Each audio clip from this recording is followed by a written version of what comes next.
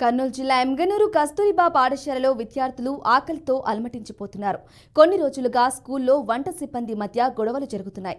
అక్కడ వంట సరిగ్గా చేయలేకపోతున్నారు. విద్యార్థులు సరైన సమయంలో భోజనం చేయలేక ఆకలితో తీవ్ర ఇబ్బందులు పడుతున్నారు. పాఠశాల సిబ్బంది నిన్న రాత్రి విద్యార్థులకు అన్నం పెట్టలేదని వాపోతున్నారు. ఉదయం టిఫిన్ కూడా లేటుగా పెట్టి విద్యార్థులు ఆవేదన వ్యక్తం చేశారు.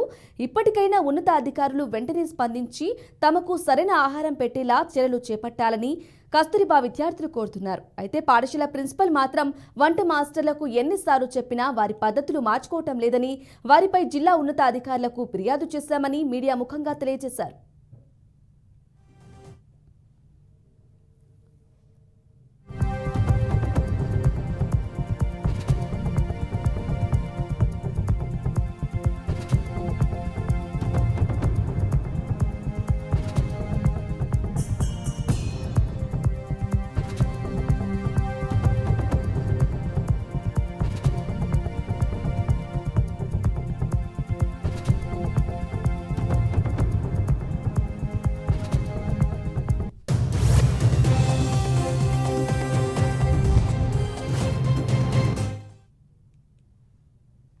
చపాతీ చేసినారు సార్.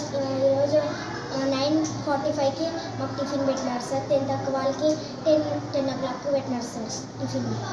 ఇంకా 11 అయ్యేసరికి మాకు ఆకలి వేస్తుంది సార్. మరి అందరికి చాలామందికి ఆకలి వేస్తుంది సార్.